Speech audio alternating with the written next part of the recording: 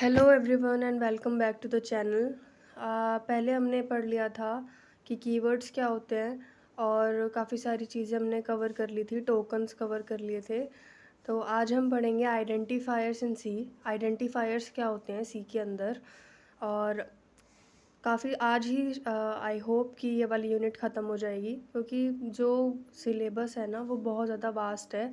तो topic wise मैं पढ़ा रही हूँ, तो एक भी टॉपिक नहीं छोड़ रही, इसीलिए जो पार्ट्स हैं वो ज़्यादा बन रहे हैं। तो चलिए स्टार्ट करते हैं। आइडेंटिफायर्स क्या होते हैं सी प्रोग्रामिंग के अंदर। तो identifiers are used for naming variable. Variable को नेम देने के लिए हम आइडेंटिफायर्स का यूज़ करते हैं। फंक्शंस, एरे, स्ट्रक्चर, ये क्या होते हैं? आपके आइडेंटिफायर्स ही होते हैं। Identifiers in C are the user defined words. ये यूज़र खुद डिफ़ाइन करता है। जैसे मैं हमने पहले पढ़ा था ना, यूज़र डिफाइंड फंक्शन क्या होते हैं? वो फंक्शन जो यूज़र खुद डिफ़ाइन करता है अपने प्रोग्राम को ईज़ी बनाने के लिए, मॉडरेबल बनाने के लिए, ठीक है। ऐसे आइडेंटिफायर्स क्या होते हैं? वो भी यूज़र डिफाइंड होते हैं। यूज़र अपने आइडेंटिफायर खुद बनाता है। तो it can B compose of upper case letters, lower case letters, underscore, digit. अब जो आइडेंटिफायर्स होते हैं वो क्या क्या चीज़ कंटेन करते हैं? Upper case letter, lower case और underscore, digit. But the starting letter should be either an underscore or an alphabet. अब इसमें ना एक वैलिडिटी आती है कि आपके आइडेंटिफायर वैलिड कब होगा, कब सी प्रोग्रामिंग उसको चेक दे देगा कि ये वैलिड है, आप इसको यूज़ कर सकते हो। तो इसमें एक काफ़ी सारे रूल्स होते हैं आइडेंटिफायर के, वो हम ये बाद में पढ़ेंगे कि क्या क्या रूल्स होते हैं। पहला रूल क्या होता है कि जब भी आप कोई आइडेंटिफायर स्टार्ट कर रहे हो ना बनाना, तो आपको क्या करना होता है? या तो आप उसको अंडरस्कोर से स्टार्ट करो या फिर उसका जो अल्फ़ाबेट है ना वो लिखो, ठीक है। But the starting letter should be either an underscore, या तो अंडरस्कोर होना चाहिए या फिर अल्फ़ाबेट होना चाहिए। Identifiers can not be use as keyword. आप कीवर्ड की तरह यूज़ नहीं कर सकते हो आइडेंटिफायर। क्यों? क्योंकि जो कीवर्ड्स होते हैं वो पहले से ही प्री डिफाइंड फंक्शंस होते हैं, प्री डिफाइंड चीज़ें होती हैं जो डेनिस रिची ने पहले ही रिजर्व करके रखी हैं। तो आप आइडेंटिफायर्स को कीवर्ड्स की तरह नहीं यूज़ कर सकते। अब इसमें थोड़ा धुंधला है लेकिन मैं बता देती हूँ। एग्जाम्पल है कीवर्ड्स के, जैसे हमने पहले पे लिखा है int roll underscore number, NO। तो अंडरस्कोर आ गया ना, विच मीन्स हमको पता चल गया कि ये क्या है? आइडेंटिफायर है। अब देखो डबल में हमने बना रखा है परसेंटेज अंडरस्कोर मार्क्स, इसमें भी हमने अंडरस्कोर लगा रखा है। तो जितने भी हैं ना, जैसे ये रोल नंबर हो गया, परसेंटेज मार्क्स, इनमें आइडेंटिफायर लग रहे हैं, तो सॉरी अंडरस्कोर लग रहे हैं, तो हमको पहले ही दिख के पता चल रहा है कि ये क्या है? आइडेंटिफायर है, ठीक है। अब कुछ रूल्स पढ़ लेते हैं आइडेंटिफायर के क्या होते हैं। The first character of N identifier should be either N alphabet और ये हमने पढ़ लिया था। ये पहला कैरेक्टर जो आइडेंटिफायर का होना चाहिए या तो अल्फ़ाबेट या फिर underscore, and then it can be followed by any of the character digit और अंडरस्कोर। अब आप ऐसा नहीं है कि आपने एक बार अंडरस्कोर लगा दिया या एक बार कैरेक्टर लिख दिया तो ख़त्म हो गया, नहीं, आप उसको दोबारा भी लिख सकते हो। It should not begin with any numerical digit. Starting कई डिजिट न्यूमेरिकल नहीं होनी चाहिए, उसके अंदर नंबर्स नहीं होने चाहिए, 0 1 2 3 9 ये नहीं होने चाहिए। In identifiers both upper case and lower case letters are distinct. Identifiers में जो अपर केस लेटर और लोअर केस लेटर होते हैं वो डिस्टिंक्ट होते हैं, अलग होते हैं, ठीक है। तो therefore we can say that identifiers are case sensitive. मतलब कि आपने ऊपर इनिशियलाइज तो कर दिया बड़े लेटर्स में, लेकिन आप ले उसको छोटे लेटर्स में रहे हो तो वो क्या नहीं देगा, आपको आउटपुट नहीं देगा।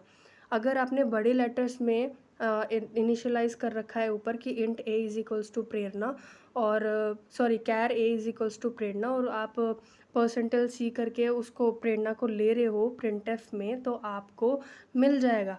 क्यों क्यों मिल जाएगा? क्योंकि आपने क्या करा कि स्मॉल लेटर में ही ऊपर लिख रखा है और स्मॉल लेटर में ही आप नीचे ले रहे हो, तो आपको मिल जाएगा। अगर आपने ज़रा सा भी अपर केस और लोअर केस के साथ छेड़खानी कर दी तो आपका एरर आ जाएगा पूरे प्रोग्राम में। इसीलिए आपको बहुत ध्यान रखना है कि जब आप अल्फ़ाबेट का यूज़ कर रहे हो, लोअर केस का और अपर केस का, क्योंकि ये क्या है? केस सेंसिटिव है। ये आप अपने एग्ज़ाम में भी लिखोगे कि जो सी प्रोग्रामिंग है वो बहुत ज़्यादा केस सेंसिटिव है। केस सेंसिटिव मैंने बता दिया कि वो अपर केस और लोअर केस को अलग अलग मानती है, वो सेम नहीं मानती है।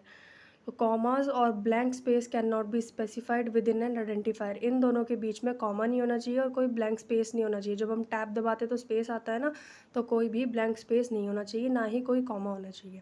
ठीक है। Keywords can not be represented as an identifier. Keywords को आप ना समझें कि वो आइडेंटिफायर है। कीवर्ड्स अलग होते हैं और आइडेंटिफायर अलग होते हैं। आइडेंटिफायर यूज़र डिफाइंड होते हैं और कीवर्ड्स प्री डिफाइंड होते हैं। ठीक है। The length of the identifier should not be more than 31 characters. अब इसमें लेंथ भी जस्टिफाइड कर रखी है कि आप 31 कैरेक्टर से ज़्यादा बड़ा बना नहीं सकते हो आइडेंटिफायर। तो लेंथ आपको पता चल गई। Identifier should be written in such a way that it is meaningful, short and easy to read. अब क्या होता है, आपका प्रोग्राम जब दूसरा देखता है ना, तो उसको ऐसा नहीं लगना चाहिए कि पता नहीं क्या बकवास लिख रखी है। तो इसीलिए आपको अपना आइडेंटिफायर मीनिंगफुल बनाना है कि आप उसको देख के समझ में आए कि बंदे ने लिखा क्या है। शॉर्ट बनाना है, छोटा बनाना है और इजी टू रीड, कि उसको मतलब देख के साथ पता चल जाए कि हाँ इसने कौन सा प्रोग्राम बना रखा है। तो कमेंट्स इन सी, ये बहुत इंपॉर्टेंट है। कमेंट्स क्या होते हैं सी के अंदर, या कमेंट्स जिनको बोलते हैं। कमेंट्स क्या होते हैं? Comments can be use to explain code. Code को एक्सप्लेन करने के लिए, क्या आपने कोड लिखा क्या है, क्या लिखा है कोड के अंदर, उसको हम कमेंट्स बोलेंगे। And to make it more readable, और उसको रीडेबल बनाने के लिए, पढ़ने के लिए, क्या आपने कोड लिख दिया, दूसरा बंदा आके आपके कोड को देख रहा है, उसको समझ में आ जाए कि आपने कोड में लिखा क्या है। It can also be use to prevent execution when testing alternative code. अगर देखो आपने ऊपर सम का कोड लिख दिया, नीचे मल्टीप्लाई डिवाइड का कोड लिख दिया, अब आप क्या कर सकते हो, अगर आप चाहते हो कि आपका केवल एडिशन का प्रोग्राम चले, तो आप मल्टीप्लाई डिवाइड को कमेंट कर दो, तो उससे कुछ फ़र्क नहीं पड़ता। अगर आपको चाहिए कि मुझे मल्टीप्लाई का आंसर चाहिए, तो आप डिवाइड और प्लस को कमेंट कर दो। इससे कुछ नहीं होता कि आपका कोड ख़राब हो जाएगा या फिर नहीं चलेगा। वो आपके प्रोग्राम के ऊपर है कि आपने सही लिखा है या नहीं लिखा है। सही लिखा है तो आप कमेंट करके आराम से अपना आउटपुट ले सकते हो। अब कमेंट्स भी दो टाइप के होते हैं। पहला होता है सिंगल लाइन, दूसरा होता है multi line. Single line comment क्या होते हैं? Single line comment start with 2 forward slash. Single line comment में 2 फॉरवर्ड स्लैश लगते हैं। क्या, जैसे कि एक स्लैश इधर लग गया, बीच में आपका सेंटेंस और फिर स्लैश से ख़त्म। ठीक है।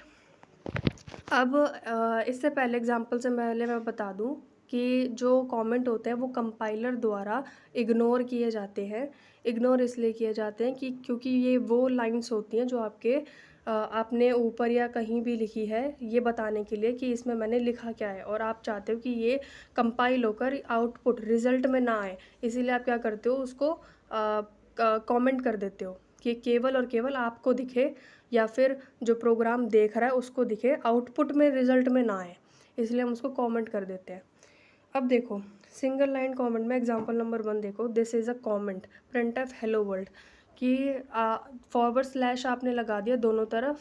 ठीक है, ये दोनों तरफ लगेगा, दोनों तरफ आपने फॉरवर्ड स्लैश लगा दिया और फिर लिख दिया दिस इज़ अ कमेंट। तो आप कमेंट का क्या होगा, ये ग्रीन कलर में दिखता है। ठीक है, तो आपको पता चल जाएगा ये क्या है, कमेंट है। दूसरे में मल्टी लाइन कमेंट क्या होते हैं, जिसमें फॉरवर्ड स्लैश और एस्ट्रिक आ जाता है। ठीक है, multi line comment start with forward slash asterisk and ends with asterisk और फॉरवर्ड स्लैश। ठीक है। अब जो आप सिंगल लाइन कमेंट में मल्टी लाइन नहीं लिख सकते हो, कि आपने एक सिंगल लाइन लिख दी है, ठीक है, और उसको आपने वो कर, तो उससे क्या होता है, सिस्टम ना वो बहुत ज़्यादा एरर दिखाना शुरू कर देता है। इसीलिए मल्टी लाइन और सिंगल लाइन कमेंट बने हैं।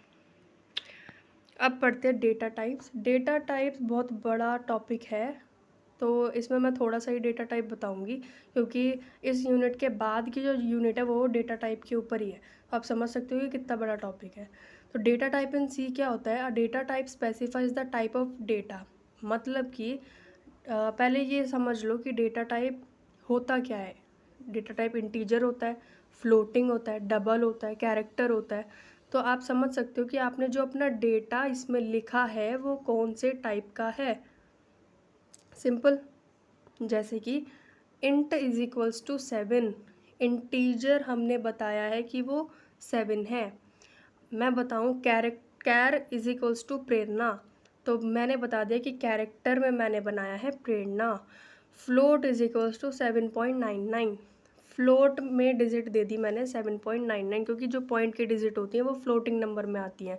जो डबल में आती हैं वो भी फ्लोटिंग नंबर की डिजिट होती हैं, लेकिन वो 15 से 17 तक की फ्लोटिंग डिजिट कंटेन कर सकती है, बड़े अमाउंट में डिजिट कंटेन कर सकती है, जो कि फ्लोट नहीं कर सकता, इसलिए हम डबल लगाते हैं।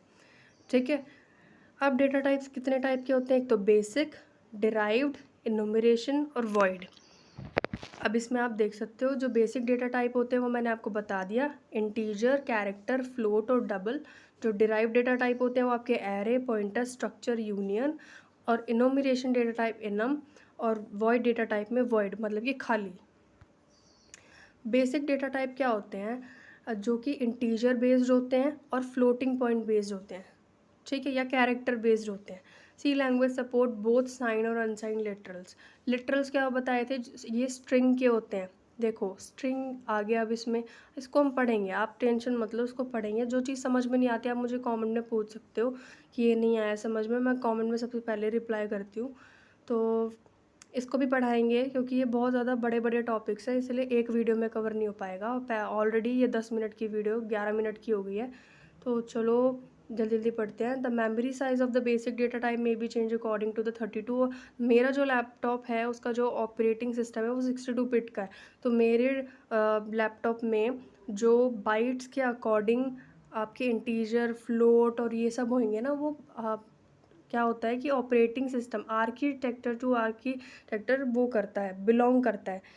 किसी का आर्किटेक्चर बहुत ज़्यादा 64 बिट का है, किसी का आर्किटेक्चर 32 बिट्स का है, तो उसके अकॉर्डिंग बाइट्स चेंज होती रहती है। ठीक है। अब ये मैंने 32 बिट आर्किटेक्चर का वो ले रखा है कि कैर कितना मेमोरी साइज़ लेगा 1 बाइट। तो मेरा जो 62 बिट है वो ज़रूरी नहीं है कि वो एक ही बाइट लेगा, या उसकी रेंज इतनी ही होएगी जितनी 32 बिट की है, तो वो अलग अलग हो सकती है।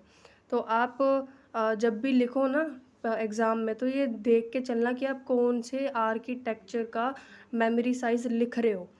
ठीक है। 32 बिट का लिख रहे हो तो यही कोऑर्डिनेट्स आएंगे, यही आएगा आपका memory size.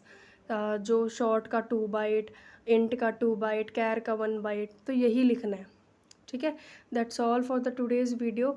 And if you like this video, so please do like, comment, share and subscribe to my channel.